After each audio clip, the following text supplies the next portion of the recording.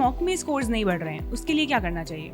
जब तक आप ये नहीं समझोगे कि मुझसे गलतियां हो कहाँ रही हैं और आप उस चीज की प्रैक्टिस नहीं करोगे, नंबर्स कैसे बढ़ेंगे? तो you need to firstly identify. तो इसीलिए बहुत इंपॉर्टेंट होता है जब आप 2 से 4 संडे को मॉक लिखते हो, लीस्ट आइडेंटिफाई द एरियाज जहां पे आपसे गलतियां हुई।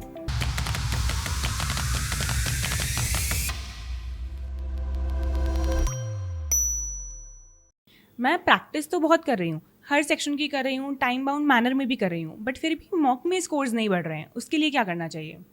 देखो, इसको आंसर करने का एक सिंपल सा तरीका है कि आप बोल रहे हो मैं ओवरऑल प्रैक्टिस कर रही हूँ, ठीक है।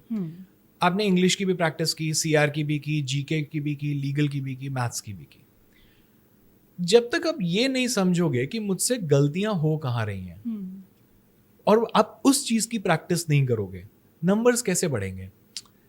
सिंपल से एग्जांपल देते हैं। अगर एक क्रिकेटर है, विराट कोहली को कवर ड्राइव खेलने में प्रॉब्लम हो रही है, लेकिन वो कह रहा है कि मैं दिन में 5 घंटे प्रैक्टिस कर रहा हूं, लेकिन वो कवर ड्राइव की प्रैक्टिस ही नहीं कर रहा है, तो क्या उसका कवर ड्राइव कभी बेटर होगा? नहीं हो सकता है।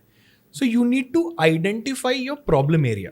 तो अगर मेरा problem area for that matter, अगर मैं समझता हूं कि मेरा problem area law of contracts है, लेकिन मैं ओवरऑल लीगल को प्रैक्टिस कर रहा हूं, मैं कॉन्स्टिट्यूशन कर रहा हूं, टॉट कर रहा हूं, मेरे से बन रहा है, मैं कॉन्ट्रैक्ट कर ही नहीं रहा, मॉक में कॉन्ट्रैक्ट के क्वेश्चंस आ रहे हैं, तो कैसे बनेगा?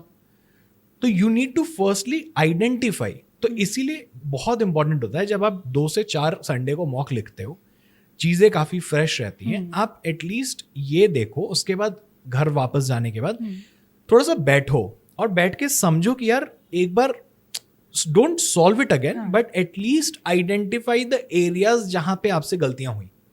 जब आप एक बार वो आइडेंटिफाई कर लोगे ना वो एरिया को कि यार this is where I have to work on, and then you work on that area, तब आपको ओवरऑल इंप्रूवमेंट दिखेगा। अब इसमें यह भी होता है कि आपका एक एरिया ऊपर जाएगा तो शायद एक एरिया कभी शायद नीचे भी जा सकता है, but that will require a revision, not a complete overhaul कि मेरे को वापस से पूरा पढ़ने की जरूरत है या पूरे कॉन्सेप्ट्स को क्लियर करने की जरूरत है या बहुत ज्यादा क्वेश्चंस को लगाने की जरूरत है। बट कंसेप्चुअली आपको पहले ये डिटरमाइन करना पड़ेगा कि यार मेरे वीक एरियाज है क्या, उस पे आप प्रैक्टिस करो, ऑटोमेटिकली आपके नंबर्स बढ़ेंगे।